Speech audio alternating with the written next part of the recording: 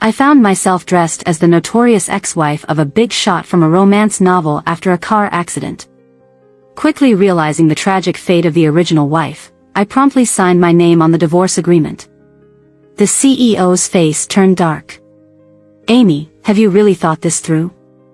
I was taken aback, clutching my purse tightly. Kidding, with the exorbitant divorce settlement, I wasn't planning on giving back a single penny. After lying in the hospital bed for 3 days, I finally accepted the reality of crossing worlds. I, Amy, a regular college girl, became the malicious supporting female character in a romance novel. I was the ex-wife of the CEO, using my family's wealth and power to do as I pleased.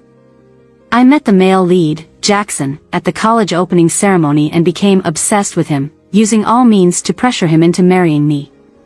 Jackson, the typical campus male lead, handsome and talented, came from humble beginnings. His father was deaf-mute, and his mother had uremia. To raise money for his mother's medical expenses, he compromised and married me. Over 5 years of marriage, Jackson transformed from a nondescript employee to a rising star in the business world.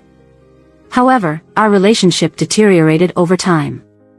As Jackson distanced himself from my control, I, oblivious, continued to be daring and reckless until I pushed his love interest down the stairs, breaking her leg. Finally fed up, Jackson requested a divorce. That's when the car accident happened to me. When Jackson came to see me on the 3rd day, he threw the divorce agreement at me. "Amy, have you had enough?" His voice was cold, his expression showing impatience and disgust.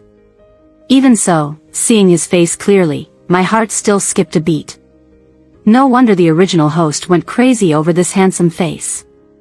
Glancing at the divorce agreement and seeing the substantial amount I would receive, my heart nearly stopped. The original host's family was wealthy, but she had a younger brother who would inherit the company, leaving her with nothing. In just a few years, Jackson had built a considerable fortune from scratch. The divorce settlement was astonishing. I, who had lived virtuously all my life, deserved such a windfall. Calculating what I would receive, I suppressed my excitement, lowered my head in silence, afraid that my smile might give away my thoughts to Jackson. Then, I took a deep breath. Fine, I agreed to the divorce. Jackson was taken aback. Perhaps he didn't expect me to agree so readily.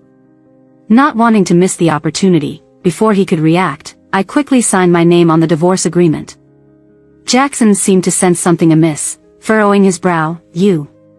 Turning my head away, I wiped away imaginary tears from my eyes, speaking softly and lifelessly. "I figured it out, Jackson.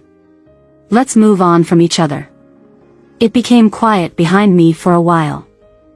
It wasn't until I was about to count the money in bed again that I realized Jackson was silently looking at the divorce agreement without moving. Curiously, I asked, "Aren't you leaving yet?" Jackson looked up. I cautiously suggested, Molly's leg isn't healed yet. Shouldn't you go check on her more?" Jackson's expression suddenly darkened. Feeling a bit nervous, I worried that he might regret giving me so much money. But my name was already signed, and he couldn't go back on it. Considering my current agreeable demeanor, it was only right for him to give me the money. During his college days, Jackson had a crush on a girl named Molly. Unlike the arrogant and spoiled lady like me, Molly was beautiful, gentle, sensible, and classy. She came from a single-parent family with modest living conditions, but she was determined and excelled in every way. In a sense, she and Jackson were compatible, and only she truly understood him, being his soulmate. If it weren't for me, they would have naturally been together and would have fought together after graduating from college, creating a happy family of their own in this city. I destroyed everything. In the original story, Amy was insanely jealous of Molly, constantly causing trouble, often finding fault, and even ending up pushing her off the building in a fit of madness. Eventually, Jackson completely despised Amy and broke ties with her. Thinking logically, I understood that by offending both the male and female leads, my fate as this wicked supporting female character would be incredibly tragic. So, while I could, I decided to take the money and run. Jackson eventually stormed out. I patted my chest, smirked internally, thinking his temper was quite something. But the thought of the wealth I would receive made me happy again, and I couldn't wait to go shopping online for various items after leaving the hospital.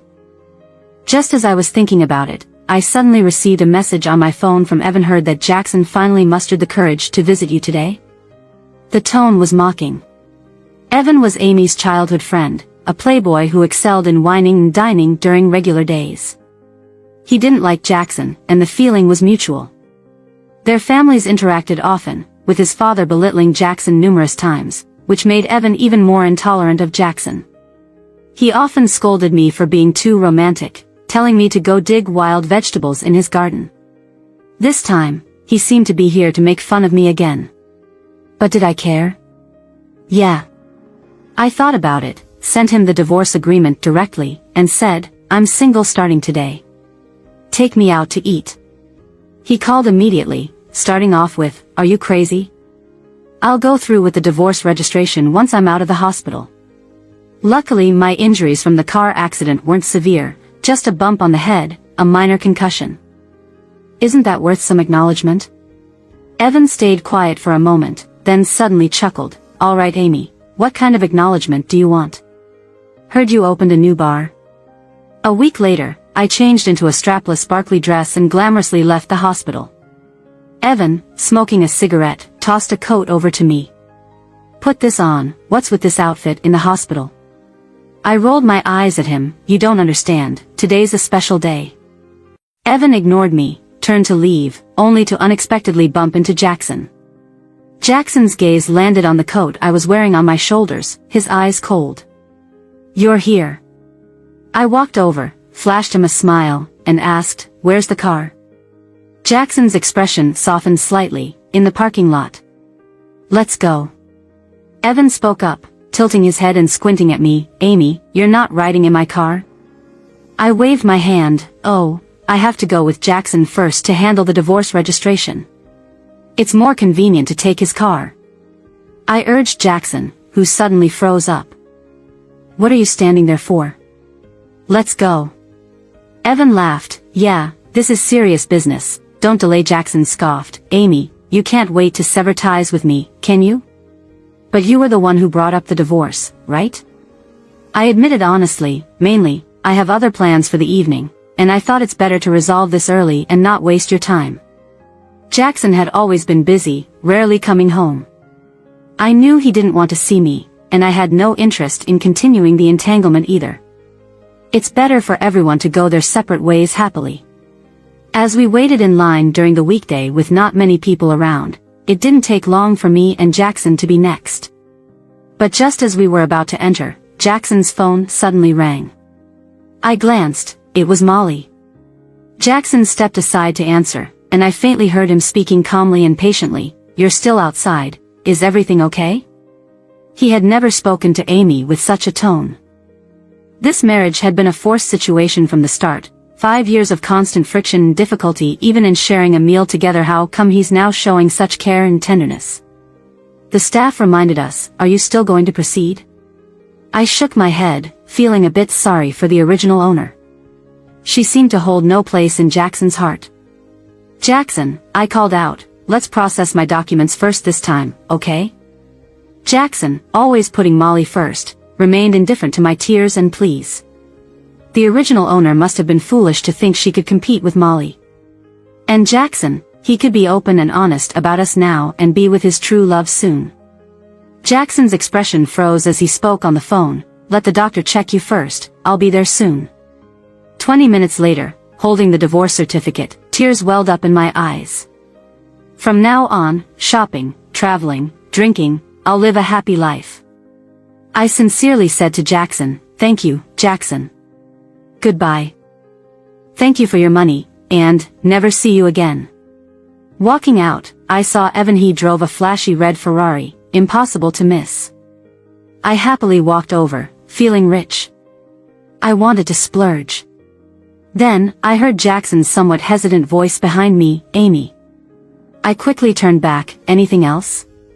Jackson looked troubled, his emotions unclear. If it had been the original owner, she would have pried and questioned him with what's wrong, but I was done pretending. "No, just go," I quickened my pace. As a supporting role like me, the real happiness lies in staying away from the lead characters as soon as possible. Sitting in Evan's car as we drove away, I glanced at the rearview mirror.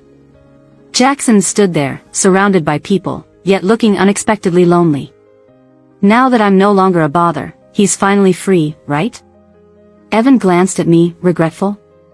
I have money now, I said cheerfully, ready to spend.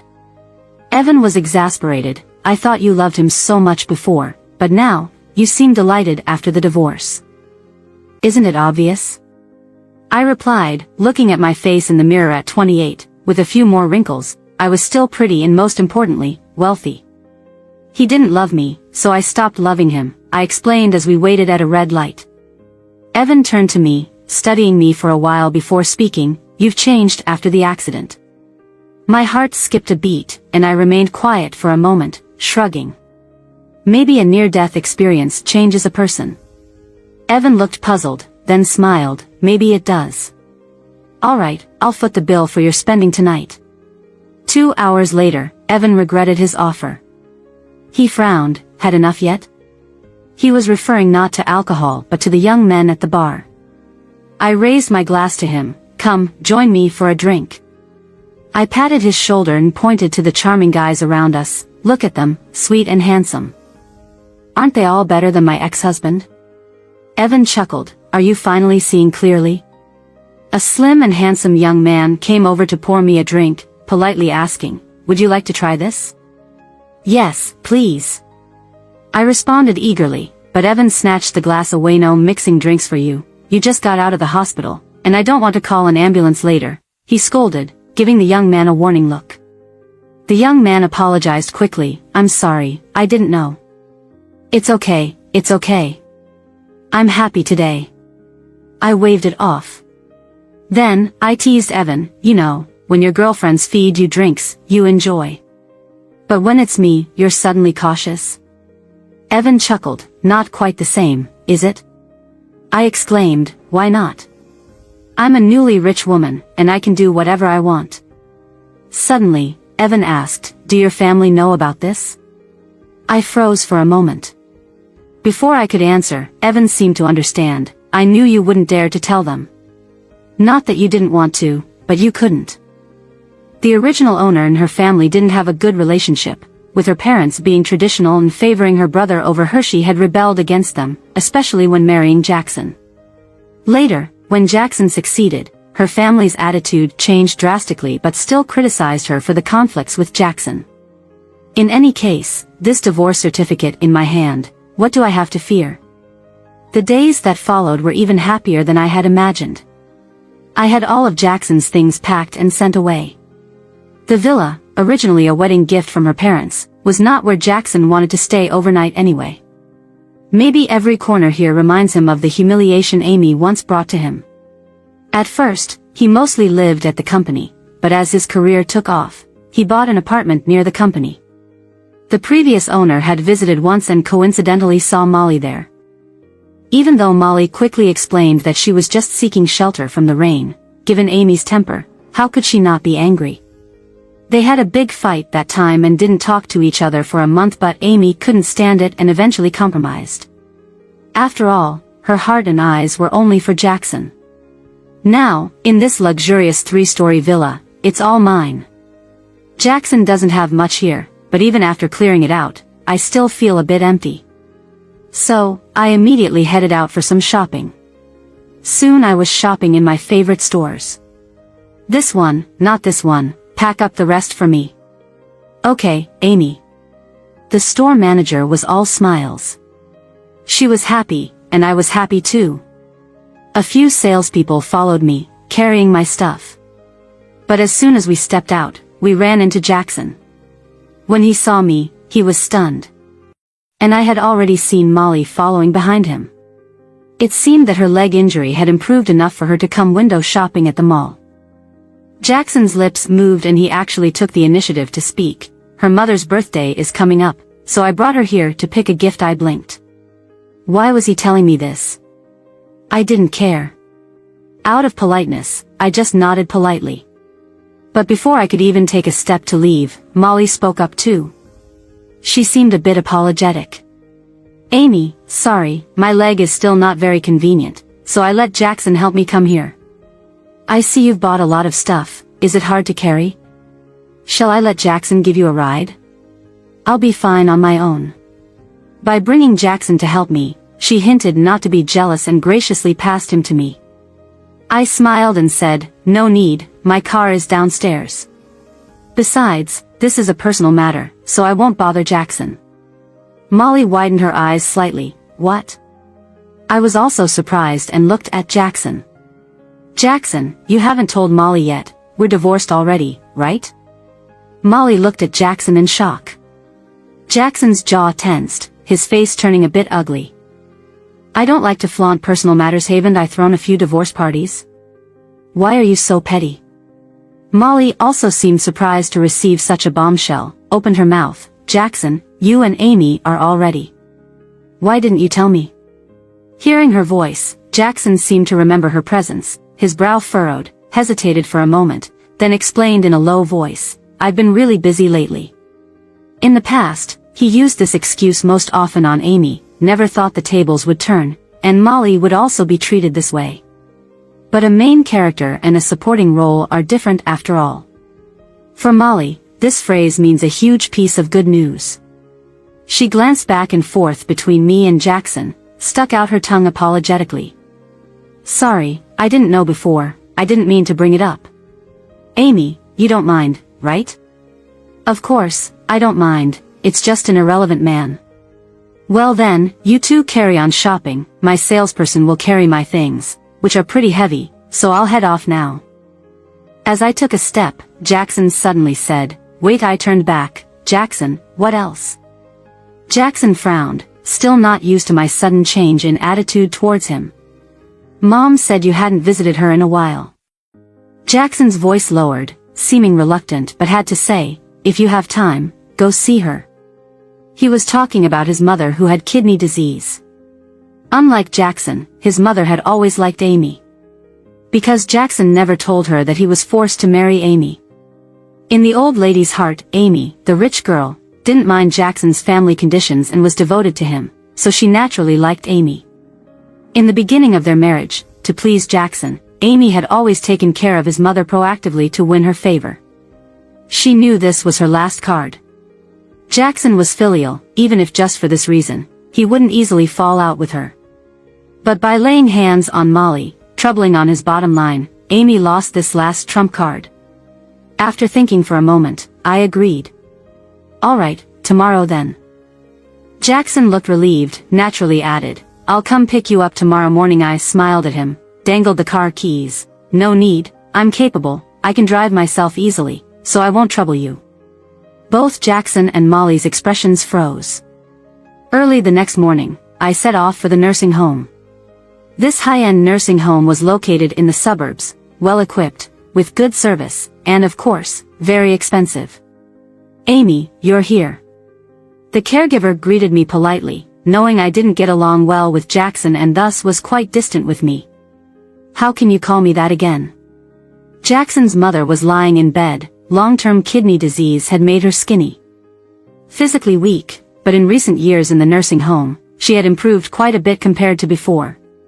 The caregiver apologized in a low voice, glanced briefly at the food box in my hand, sneered, with a bit of disdain.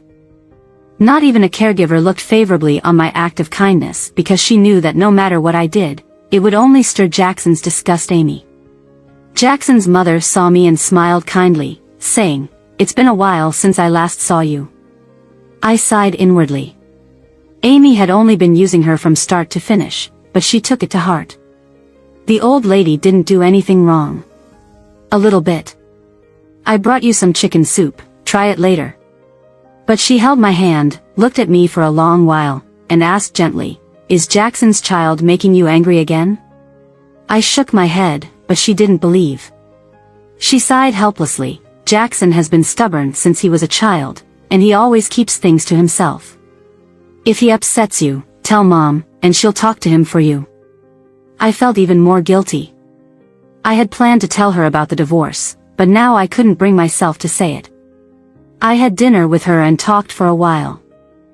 Before leaving, I hesitated for a long time, and finally said, I'll be busy for a while, so I might not be able to come visit you as often. It's better to gradually reduce the frequency and find a suitable time to tell her. It should be much better. We can't keep hiding this forever. I'm willing to bet that Jackson wouldn't agree either. If I visit too often, he might think I still have feelings for him. Jackson's mother patted my hand and sighed lightly. Amy, you're a good child. The thing before, it was Jackson's fault. Even though he never brought it up to me, I know he feels guilty and regrets it deeply. He loves you so much, losing the child must have been hard for him. The child. Yes, this is the straw that broke the camel's back in Amy and Jackson's relationship. Yes, Amy actually had a child before. She conceived the child when Jackson was drunk during some social event, using whatever means necessary. In Amy's eyes, this was the most powerful weapon to keep Jackson by her side. After finding out about the pregnancy, Jackson felt guilty towards his love, Molly, on one hand, and couldn't let go of his own bloodline on the other. In the end, he chose the child. Having had a difficult childhood himself, he couldn't bear the thought of his child being born into a broken family. During that time, he and Amy's relationship was at its best. He would buy nutritional supplements for Amy, and he even read a lot of parenting guides because he genuinely wanted to be a good father. That's why he exploded so much when he found out that Amy deliberately aborted the child. Feeling the change in Jackson's attitude after her pregnancy, Amy pushed the boundaries, wanting him by her side all the time. Every time Jackson tried to avoid her, she would pretend to feel unwell, forcing Jackson to compromise. After doing this several times, Jackson naturally saw through her tricks. Once, Amy called Jackson again, saying she had a stomach ache and asked him to come home quickly. However, that day Molly suddenly developed a high fever, and Jackson stayed with her at the hospital instead of going home. Amy, haven't you had enough of the boy who cried wolf story? His voice over the phone was calm, but it completely infuriated Amy. In a fit of anger, she went to the hospital and had the child aborted. She wanted Jackson to know that the wolf really would come. As expected, this incident caused their relationship to completely fall apart, turning their world upside down. If Jackson was disgusted by Amy before, now he also added hatred to the mix. He never entered their marital home again, and he had no contact with Amy. Until Amy went to find Molly and pushed her down the stairs. This was the last straw that broke the camel's back. Not to mention, the real owner went crazy, showing no mercy even to herself. I stayed silent for a moment and said, "It's all in the past." The old Amy had already died, and these things had come to an end. Coming out of the nursing home, I felt a little suddy, wasn't sure if it was for Amy's mother or for the old Amy. And then this bit of sadness reached its peak when I realized I had accidentally lost my car keys. The book said Amy was malicious and reckless, but it didn't mention she was also forgetful. I despaired and called Evan. "Pick me up, come quickly." Evan found it outrageous. "Am I your driver? Do I have to follow your orders at all times? I'll pay you, won't I?" I said. "This nursing home is quite remote, it's not easy to get a cab." So, Evan resignedly came, and by the time we got home, it was already dark. What's more, it started to rain heavily. Looking at the massive downpour outside, I felt generous and let Evan stay, giving him the guest room on the second floor to sleep in. Unexpectedly, early the next morning, someone rang the doorbell. I went to open the door half awake. "Who's there? Why are you here?" Standing at the door, of all people, was Jackson. He was about to say something when footsteps came from the stairs, and Evan's voice, clearly annoyed at being woken up, was heard. "Who's there?" Jackson's face immediately darkened, and each word seemed to be squeezed out from between his teeth. "Looks like I came at a bad time, disturbing you all." Rolling my eyes, I thought to myself, "Do you even realize you disrupted everyone's sleep? What's more, why are you giving me that attitude? This is my house, after all. You're just an ex-husband, what right do you have to be angry? I've been forgiving you for so long." I turned to Evan and said, "It's nothing, you can go back to sleep." Evan, with his temperamental personality, was obviously annoyed. He only stayed behind because of the heavy rain, and I couldn't even guarantee him a good night's sleep. Seeing Jackson, Evan seemed to sober up a bit, and lazily smiled. "Oh, they have a guest. It would be rude of me to go back to sleep now, Amy. Why don't you invite him in?" And I say, a man will go mad if he didn't sleep well. I ignored him and looked back at Jackson. I had no intention of letting him in after I had already cleaned up his stuff. I didn't want to mess up the house again and then trouble the housekeeper to clean it. "So early, did you come over for something?" I asked. Jackson's face turned slightly red, clearly affected by Evan's few words. In the past, he could have just kicked Evan out with authority, but now he was stuck outside the front gate, worse off than Evan. But these kinds of men were good at enduring, Jackson included. He took a deep breath, didn't look at Evan again, and took a key out of his pocket, handing it over. "You left this at Mom's yesterday, and she pushed me to bring it to you." In other words, he came over purely because of his mother's insistence. "Thank you. I took the key, although there was no need for you to make the trip." "I have a spare key." Jackson was silent for a moment. I waited for a few seconds, getting impatient, and gently reminded him, "Jackson, do you have something else to say?" Jackson would not have reached his current status if he couldn't understand the meaning of this rushed visit. He pursed his lips in agreement. I closed the door directly. Evan stood on the stairs watching me. I asked, "Aren't you going back to get some sleep?" "Why are you staring at me?" Evan squinted slightly, arms crossed. He casually remarked, "I just feel like you're a bit ruthless towards your ex-husband." I was speechless and replied, "If you have nothing to say, you don't have to say it." Evan raised his chin and said, "Amy, don't tell me you can't see through his intentions." I questioned, "What intentions?" Evan leaned back lazily and said, "He wants to see you, doesn't he? Otherwise, he wouldn't have come over so early in the morning just to specially deliver a set of car keys, and he wouldn't have looked so displeased upon seeing Evan show up in this house." I tilted my head and asked, "And then?" Evan casually tapped the railing with his fingers and said, seemingly offhandedly, "You don't feel anything at all?" I retorted, "What feeling? Am I supposed to run up to him just because he turned around once he saw me? I find it a bit funny." "But you should." Evan looked over, his eyes flickering slightly, and his back seemed to straighten a bit. I shrugged and said, "Feelings, filed for divorce too late.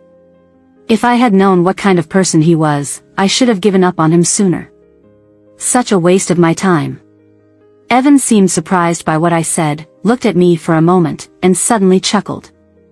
"Well, Amy, you finally got it together." I was encouraged and couldn't help but praise him back, saying, "Not at all, I still have a long way to go compared to you." "How many times do I have to say it? I have nothing to do with those women." I quickly responded, I know, the master just plays around with them, waiting to meet your true soulmate. The playboy will eventually encounter his destined true love and repay the emotional debt he owes with interest." Evan looked at me speechlessly, muttered something about not being able to reason with me, and went back to bed. I slept until the afternoon and was woken up by hunger. Wake up, I found myself staring at the sumptuous food on the table and Evan leisurely enjoying the meal. "Evan, do you have no conscience? You're eating alone." Evan raised an eyebrow. "Should I starve myself for you?" Very persuasive, can't argue with that. Evan is truly a gourmet. The private dishes he orders taste better than what others order.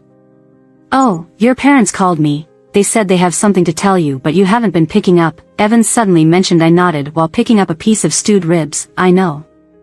Evan paused his chopsticks, glanced at my phone, and suggested, "Do you want me to leave?" I waved my hand, "No need. Let them say what they have to say, the deed is done, and they can't do anything to me." Just then, the phone rang again. I answered. Before I could speak, a shrill voice erupted from the other end. "Amy. You need to go find Jackson right now, say you were wrong. You were just impulsive. Beg him to remarry you." I listened to the sharp female voice and moved the phone a bit further away. Remarry? She really dared to think that. Getting scolded or ending up in Jackson's hands, I know which is more serious. "Amy? Amy. Are you even listening to me?" I finally found a gap to reply, "I'm listening, but this is quite a difficult situation. and I can't handle it." The other person got even angrier. "Amy. Is this how you should treat your parents?" I wondered, "Didn't you say earlier that you don't have a daughter like me? Did you forget?" The other person was suddenly speechless. She seemed like she wanted to scold me again, but I was too lazy to listen. "I've made it clear, I'm busy, we'll talk another day." I hung up, blocked the number directly. Witnessing this series of operations, Evan, who was quite amused, put down his chopsticks, looked at me from all angles for a while, and said in astonishment, "Not bad, Amy, not only did you dump your ex-husband, but you also dared to stand up to your parents." I replied with a mouthful of food, trying to placate him. "Where there is oppression, there is resistance." Evan chuckled, leaning back in his chair. "So, does that mean it might be my turn one day?" I gave him a thumbs up, praising his self-awareness. He wasn't surprised by my actions. Growing up with the original Amy, he knew exactly what kind of temperament she had. From his perspective, what I was doing now probably could be summed up in one sentence: I was going crazy. But then again, anyone who got caught up in this mess would go crazy, right? "By the way, help me look for a new house," I said. "This one is fine too, but it's always bothered by people, quite annoying. Not just Jackson, but also the whole original family. They are all troublemakers today. I completely fell out with them. Who knows if they will come knocking on my door. I'm not interested in dealing with them." Evan understood. "Okay, leave it to me." Evan truly lived up to being a qualified rich second generation. Although he spent most of his time eating, drinking, and having fun, when he was needed, he was reliable. The next day, he called me to say he had found a villa in the western part of the city. The previous owner of the house had gone abroad and was eager to sell. The house had just been renovated and was brand new. "A real bargain for you." I was very satisfied with his efficiency, and that day I took Evan to sign the contract with the homeowner and completed the transfer as quickly as possible. Then I turned around and put a for sale sign on the previous house. I called a moving company, and a group of workers were busy going up and down the stairs. Watching them work made me want to facepalm. I hadn't realized how much stuff the previous owner had until now. Shouldn't they pay someone to deal with all these things? "Amy, what's in this box?" "It's quite heavy." A worker carried a large cardboard box from the third floor. The box was tightly sealed, and I couldn't tell what was inside. I was about to go take a look when I received a phone call. "Hello, is this Amy? This is Third Hospital. Your husband collapsed on the road and was brought to the hospital. Can you come over quickly?" I was stunned. Jackson collapsed and was taken to the hospital? "You must have the wrong person. I am not his wife." I explained. The voice on the other end sounded surprised, but the patient's phone has your name as his emergency contact. I hadn't realized he hadn't updated his contact information since we got divorced. "How is he doing?" "The patient likely fainted due to low blood sugar, not life-threatening, but he's not in great shape overall. Would you consider coming by?" I acknowledged, but I'm a bit busy now. "How about you call his current girlfriend, Molly? Her number should be in the contact list. If there's anything else, just contact her directly." After hanging up, I saw more boxes in the living room. "How long will it take to sort all this out?" "Just have them move everything first. I'll organize them when I have time." Fortunately, the new house is spacious. I asked the housekeeper to roughly arrange the belongings and then went for a spa session and tried out a popular new Korean barbecue place. The food was delicious, and the decor was impressive. I couldn't resist taking several photos and posting them online. Today is also a day to give up on dieting. I even posted a beautiful selfie because I did a full face of makeup. Friends liked the post, and even Evan commented, "This place is good." I replied, "Have you been there?" Evan said, "Of course, I'm the owner." However, to my surprise, Molly also left a comment. It was polite on the surface but carried a tone of questioning and pressure. "Amy, even though you're divorced from Jackson, he's lying in the hospital now, and you won't even come to see him. Is that appropriate?" Only a few people knew about my divorce from Jackson, and I hadn't figured out how to announce it yet. But there she was, already taking the moral high ground. I responded slyly, a qualified ex should be treated as if they were dead, right? I was just worried you'd get the wrong idea. If you don't mind, I'll go see him. After all, we were classmates, and visiting him is the right thing to do, isn't it? Soon after, Molly deleted her comment. Can deleting it make everything go away? I immediately posted another question publicly. What's an appropriate gift to bring when visiting an ex-husband and his current girlfriend? This is really important to me. An hour later, I took some fruit and went to the hospital. As soon as I arrived at the ward, I heard Molly sobbing, "Jackson, don't be angry, I know I was wrong this time, but I did it for you." Jackson didn't respond. Molly's voice trembled even more. "You passed out, and the hospital specifically called her, yet she wouldn't even look at you. What if something happened to you today?" Finally, Jackson's tired voice came, "I'm a bit tired and just want to be alone." After a moment, I heard the sound of a chair moving, and Molly appeared at the door. As she opened the door, she saw me and froze in shock. Jackson noticed the change and turned to look as well. His face was pale, devoid of the usual commanding presence. He lay on the hospital bed with an IV drip, showing an unusual sign of weakness. When he saw me, his eyes briefly brightened, seeming nervous and uncertain. "Amy, what are you doing here?" I walked in, passing by Molly. I didn't want people to talk behind my back, saying I didn't care about my ex-husband after the divorce. We were college classmates, so there's no need to make things so tense, right? Jackson's face turned pale, and his lips tightened. He must have seen the conversation between me and Molly online. How could a proud person like him tolerate being publicly mocked? He likely harbored even more resentment towards me now. I felt annoyed. "Well, I'm here now. If there's nothing else, I'll leave." Jackson's lips twitched. "Amy, do you have to be like this?" I raised an eyebrow, asking sincerely, "Be like what?" "You visited me 3 days after I had an accident. Wouldn't you say I've been considerate enough compared to you?" Jackson's face instantly turned ashen. He opened his mouth as if to say something. My phone suddenly rang. It was the housekeeper calling. "Amy, most of your stuff has been sorted out, but there's one box left. It seems to contain some ceramics, and it looks like you made them yourself. What do you suggest we do with them?" I was taken aback. "Ceramics?" "Right. And it seems like you made them yourself." So I thought I'd ask you. Caught off guard by Jackson's equally stunned expression, a flash of realization hit me. I remembered that these ceramics were indeed handmade by the previous owner. In college, Jackson worked at a DIY pottery shop. Amy, infatuated with him, would visit frequently, messy with clay. After attempting to make something, a poorly crafted piece she'd take away in the end.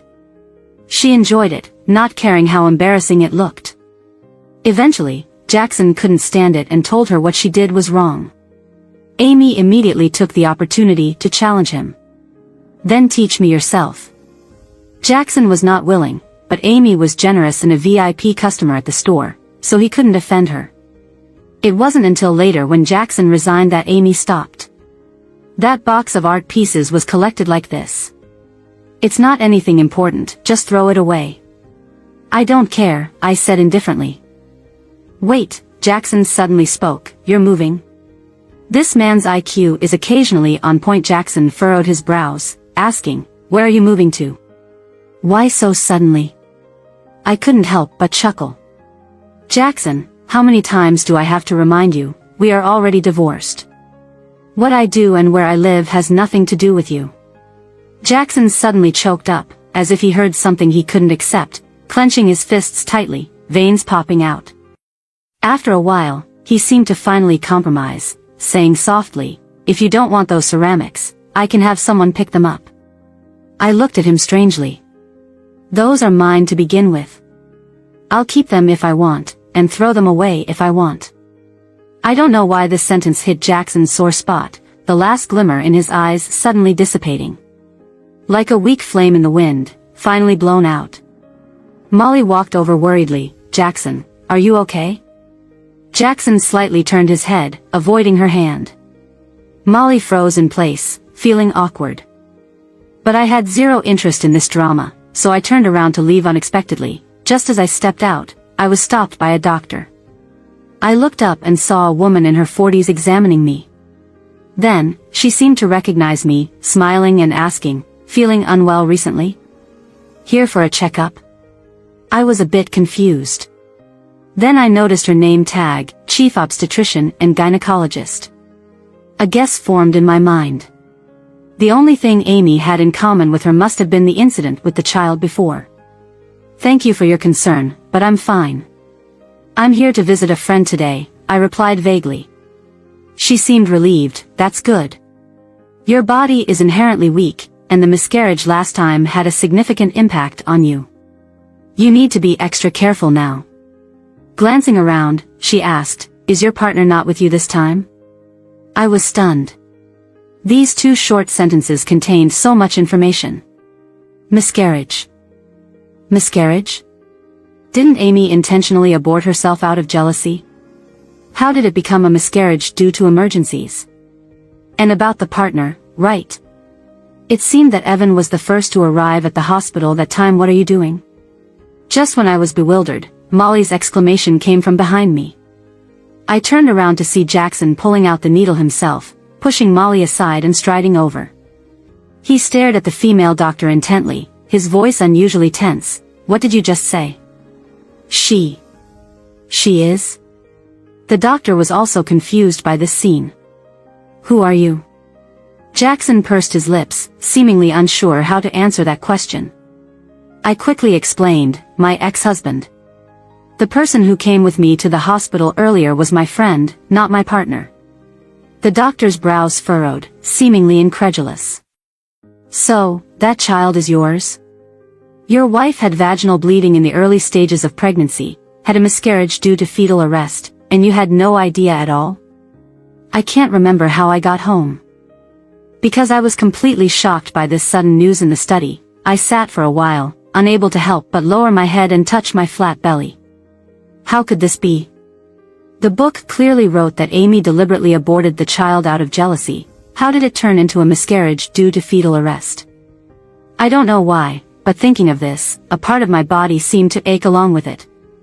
It's as if I could vividly feel her lying on the cold operating table at that moment, that despair and pain. This made me even more uncomfortable. I shook my head, trying to shake off these emotions. The study had just been tidied up, so I rummaged through and found a box specifically for storing university stuff, eventually pulling out a college yearbook at the bottom. If the miscarriage incident had deviated from the novel, could there be differences in other areas too? I flipped open the first page, finding a photo. The sunshine was bright, a girl with a radiant smile, and a tall figure stood behind her on the podium. Although a bit far, anyone with keen eyes could tell at a glance, it was Jackson from university. A few lines below, I got sunstroke on the first day of school, and a passing male student carried me to the medical room and gave me a bottle of water. Unfortunately, he left soon, and I didn't know how to thank him. Today, a classmate told me, it turns out the one standing on the podium was him. So his name is Jackson. A young girl took a selfie under a disguise of liking someone, a straightforward operation. Was this when she first started liking Jackson? I wanted to laugh a bit. Amy liked Jackson because of such a simple reason. I couldn't help but touch my face. The selfish, extreme, and paranoid Amy in the book seemed somewhat different from the vibrant and smiling girl in the photos. It's hard to imagine how the girl with stars in her eyes would eventually become someone who liked tormenting others recklessly. I continued to flip through and, to my surprise, every photo was somehow related to Jackson.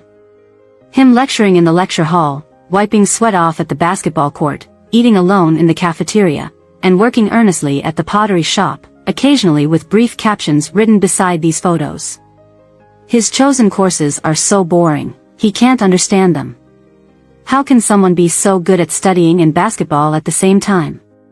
He always seems to eat alone, and every time he eats the cheapest meal in the canteen. Is he really full? He always looks so busy, never even has time to talk to me. This is Amy's secret admiration for Jackson. Over the 4 years of college, she took many photos of him, accompanied by her murmurs. Every picture, every sentence, is completely different from the Amy in the book. It seems like he has someone he likes, but that person is not me. What should I do? Should I give up? Tomorrow is the graduation ceremony. Should I confess to him, and say goodbye to this secret crush? While taking graduation photos, he suddenly left halfway. I secretly followed him and found out that his mother's condition worsened and requires a lot of money. What should he do? This page should have had graduation photos on it, but it's just blank. Because of Jackson, Amy also missed her own graduation photo. My hands trembled slightly. For some reason, I felt that this book was heavy, making it difficult for me to continue flipping through. As if something uncontrollable would happen if I kept reading. It felt like there was a stone pressing on my chest, unable to take a deep breath or exhale. Driven by some unknown force, I continued flipping through, only to see a wedding photo. No, to be precise, it was a passport photo. The photo on the marriage certificate. Amy still had a smile on her face, but it was more restrained than before, with a slight curl at the corner of her mouth, leaning on Jackson. Jackson, on the other hand, looked calm, totally out of place with the festive red background. I then remembered that the two of them seemed to not have a wedding photo. After a year of indecision, Jackson finally chose to marry Amy. He didn't marry the love of his life, so he had no interest in these trivial matters. Plus, his mother was still in the hospital at the time, so they didn't have a wedding ceremony, nor did they take bridal photos. They just got a marriage certificate. I thought this page, the day finally together with Jackson, Amy would write many words, but in fact, there were no words on this page. I stared at the photo for a long time, feeling a sense of blockage in my heart. After 5 years of secret admiration, 5 years of marriage, they only had this one photo together. I suppressed my thoughts and continued to flip through, only to find that there were no more photos of Jackson, only occasional words. He seems very busy lately, the company has just started, and everything falls on him. It's so exhausting. He bought an apartment near the company, saying it was for convenience, but that woman, why is she always there? I know I can't compare to her in his heart, but I still want to have a child with him. Is there no hope for me? Today, I went to the nursing home again, coincidentally catching Evan with his grandfather leaving the hospital. He said I was brainless, that a man like Jackson wasn't influenced by such tactics at all. I almost got into a fight with him at the nursing home because I knew he was telling the truth. I was about to give up, but when Jackson came back late at night, maybe the socializing didn't go well, he was so drunk. I couldn't help but kiss him, and he kissed me back for the first time. There's a blank space in between. Until a certain page, I seemed to be pregnant. I kept reading. Those 2 months were indeed the best time in Amy and Jackson's relationship. Even though she knew that Jackson's change was only because of the baby. But she had no other desires. For many, many years, she had been helplessly in love with this person.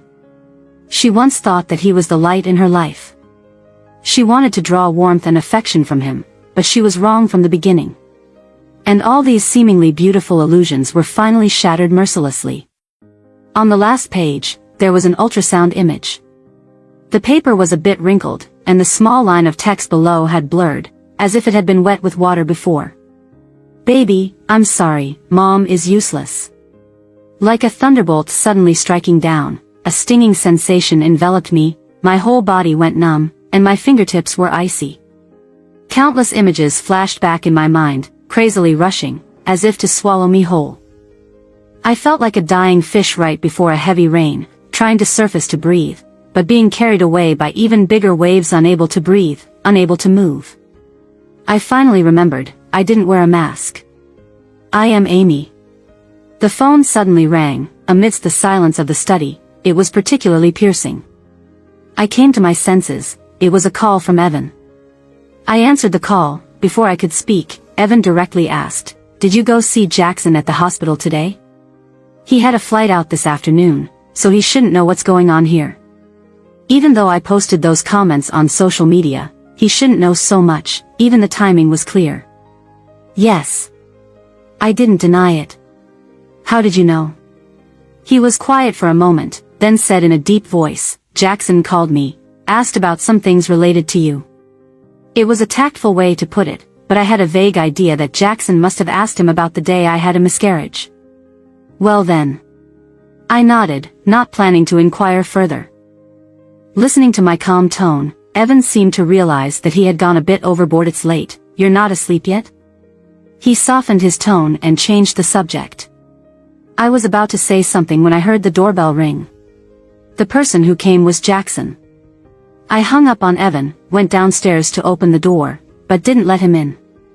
The sky outside had completely darkened, with streetlights casting a soft glow behind him, half shadowing his face. "What's up?" I asked. His lips were pale. I came to apologize. I really didn't know how serious your situation was that day," he stammered. Hours had passed since I left the hospital. Did he only just now remember to say these words? "It's okay," I said calmly, "it's all in the past." "It's too late," I continued, "I don't need this apology anymore." Jackson's face turned even paler. Amy, listen to my explanation." "I can explain." "I didn't mean to argue with you that day," he pleaded. "Was it Molly who didn't let you come back?" I asked. Jackson froze. After a moment, he closed his eyes and said slowly, "I thought you were lying to me again. I thought it wouldn't matter if I came back later if only I knew." "Your thoughts, are they always right?" Pain flickered in Jackson's eyes. "But, when I asked you later, why did you say that you intentionally had the child aborted?" I asked with a faint smile. "You believed me immediately, didn't you?" Jackson suddenly froze. In his subconscious, he had assumed that I would do such a thing, that I was a selfish woman willing to do anything. So without even confirming, he blamed everything on me. He struggled to speak. That day, you and Molly, did you really push her?" I looked at him quietly. This man was the one I had liked for 10 years. And at that moment, the biggest bias he gave me was doubting what Molly had said. I nodded. "I pushed her." "No." Jackson seemed to be suddenly stimulated. He shouted hoarsely, grabbing my wrist and staring into my eyes intensely, "You didn't push her. You didn't. Right?" My wrist hurt from his grip. I furrowed my brows, about to push him away, when a tall figure suddenly appeared behind me, pulling him away forcefully, then landing a heavy punch. Jackson stumbled back. I finally saw that the person who hit him was Evan, who was supposed to be on a business trip. Standing in front of me, he pointed at Jackson coldly. "Didn't I warn you not to touch her?" Blood seeped from Jackson's lips, and he looked at Evan with the same hostility in his eyes. Mockingly, he said, "What right do you have, an outsider, to meddle in our affairs?" Evan's forehead veins bulged, his face chillingly cold, as if he were about to strike again. I quickly stopped him. "Evan." He paused, turning his head to look at me, his gaze falling on my red, bruised wrist, his brow furrowed. He held my hand and checked it, reprimanding me gently. "Why are you so foolish? Don't you know how to avoid it or fight back?" My mind was in a whirl. I shook my head. "It's nothing, but what about you? Why are you back?" He clicked his tongue against his cheek, almost amused. "Not back, just to see if he's harassing you?" Jackson stared at Evan, grabbing my hand, his eyes faintly reddening. "Evan, don't make yourself sound so noble," he sneered. "You have your own dirty thoughts, you know it in your heart." Evan laughed. Turning back to Jackson, he looked down on him and said, "Since you see things so clearly, why don't you tell us, what exactly are my motives?" But Jackson refused to speak, clenching his lips. Evan sneered. "What's wrong, Jackson? Can't speak up? Let me. I've been waiting for you two to divorce, so I can pursue her. This chance doesn't come easy, of course I have to be cautious and seize it." The wind at night carried his voice, hitting my eardrums and chest with silent intensity. Evan continued, "You, Jackson, with eyes in your head and a conscience, you couldn't possibly have asked those questions just now. Do you really think someone will forgive you forever, always give you a chance?" Jackson's face turned ashen, swaying as if he might collapse at any moment. With a tremble in his voice, he said, I just wanted to clarify those things." Evan stepped forward quickly, grabbing Jackson's collar, his voice cold and steady. "I've told you." She had finally forgotten about those things and was ready to start a new life. "Did you really have to bring it up again?" I looked at Evan suddenly. His words sounded wrong to me. Had he noticed something already? But Evan didn't notice my reaction, just pushing Jackson away. Leave. Jackson nearly stumbled, his eyes losing focus, looking lost. I don't want to see you again. All you wanted to ask were those 2 questions just now. I've already answered them. Go, and don't come back, I said as I turned to leave. Suddenly, I heard a thud behind me. Jackson had actually kneeled down. Amy, his voice trembled uncontrollably. I know I was wrong, it's all my fault. Can you give me another chance, start over with me? Evan's first reaction was to turn to look at me, his usual indifferent air evaporated, only his narrow, dark eyes, fixed on me. His hand clenched into a fist at his side, back tensed. He was very nervous.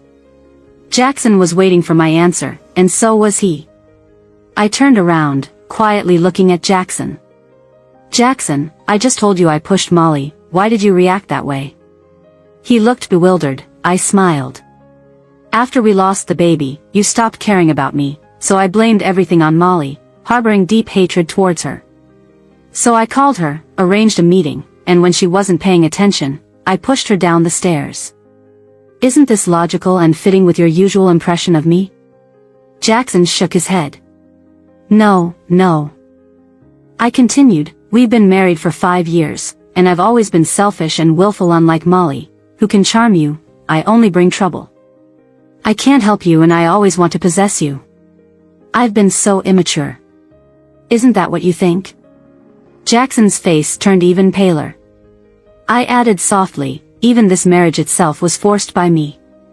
If it weren't for your mother, you wouldn't have been with me, and we wouldn't have had so many entanglements. Isn't that how you view this marriage, Jackson? You said that to me before the accident, didn't you? Jackson looked extremely regretful, his eyes darting around. I was just being impulsive that day. I was just so angry. I didn't mean it. It was his words that made me fully understand how ridiculous and despicable I appeared in his eyes. After losing the baby, I became disheartened and started to doubt if my years of adoration for Jackson were worth it. That's why when Molly asked to meet me, I agreed. I also wanted to take the opportunity to have a clear conversation with this woman who had always interfered in my and Jackson's marriage, inside and out. But that day, before I could ask my question, Molly told me something. Amy, you don't really think that just by having a child you can keep Jackson's heart, do you? When you called, I was right next to him and I heard everything. I even advised him to go back and check on you. But do you know what he said? He said, you are just too much. You've liked Jackson since freshman year, right? It's because you fainted on your first day of school, and he took you to the infirmary? But you didn't know, he was just passing by and was called over by the instructor to help. Because of this, he even lost the water he bought for me. But I didn't blame him. Helping others is a good thing, right? Don't be silly, Amy. You always do this, and it annoys Jackson a lot. I didn't expect Molly to deliberately fall down the stairs, nor did I expect Jackson to show up at that exact moment. He didn't even bother to listen to my explanation. He just took Molly in his arms and rushed to the hospital. Molly sobbed softly in his embrace, tears soaking a big patch on his chest. He kept comforting her in a low voice, not sparing me a glance. Later, when he finally had time to spare, as I was about to explain, he shut me up with those words. Amy, how long are you going to keep this up? That day, I walked aimlessly on the street for a long time, his final accusations echoing in my mind. Am I selfish? Am I extreme? Am I despicable? Until that out-of-control car came crashing towards me, and I passed out on the spot. When I woke up again, I became a different version of myself, the one Jackson saw. He had created such an illusory world for me, where I was crazy, selfish, paranoid, and absurd. More importantly, instinctively, I no longer loved him. I stared into Jackson's eyes and calmly said, but Jackson, in this world, I no longer love you either. The next morning, I woke up to bright daylight. I followed the smell of breakfast to the kitchen, where Evan was cooking. I was surprised. Evan, what special occasion is it today that you're going all out for? Evan nodded towards the yard. The day for getting rid of a nuisance. Yesterday, Jackson knelt outside all night, and I didn't pay any attention. I dragged Evan, who still wanted to fight, back inside and went straight to rest after closing the door. Of course, in 2 separate rooms. I sat at the dining table and took a bite of his scrambled eggs on toast. It was also the first day Evan failed in the kitchen. Evan hurried over to snatch the toast. Is it burnt? Don't eat it then. Let me make you a new one. I turned away. No need, that's too wasteful. It's still edible. Evan was half skeptical. Really? I held up the toast. You wanna try? As he was about to take a bite, I leaned forward and kissed him on the corner of his lips. He froze, his ears turning visibly red. Amy. I patted his cheek satisfied. Gotcha, gotcha. Why so loud? Louder than the confession you made yesterday. He hesitated for a moment, then leaned down to kiss me. I thought you'd forgotten everything. When you woke up after the accident, you had forgotten so much, I almost thought I'd have to raise a little fool. I poked his chest. How could I? Even if I forgot who I was, I wouldn't forget you. In a period when I no longer recognized or believed in myself, I still trusted someone without any defenses. He smiled contentedly. Finally a bit smart. With that, he ruffled my hair. All those years of liking you weren't in vain. A jolt of something went through me, and I couldn't help but mutter softly, Evan, how can you be even more blind than me, liking someone like me? He chuckled. It's actually because my taste is better, knowing to wait for someone worth waiting for, and I did. I laughed too. Epilogue, lately, I keep running into this girl. She's in class, she's at the court when we play basketball, and she's even there when I'm working part-time. It feels like a coincidence, but her methods are too clumsy, she can't act, everything is written on her face. It's kind of annoying. I've been liked by other girls before, but none of them have been so bold and straightforward like her. She doesn't have an ounce of shyness that girls usually do. I thought she would give up after a while, but she turned out to be so stubborn. I purposely spent time with Molly, hoping she would give up, and I could see the sadness on her face, and she indeed didn't show up for a while. I let out a sigh of relief, but then I realized maybe someone like her just gets bored easily. After all, she's a rich girl, hasn't tasted the bitterness we have. Remembering what Molly said made me even more agitated, so I had to politely decline the hints of being together. I didn't have the time or energy for romance. I needed to take care of my parents and provide for the family. Luckily, Molly understood my situation and didn't bring it up again. Instead, she wholeheartedly helped me.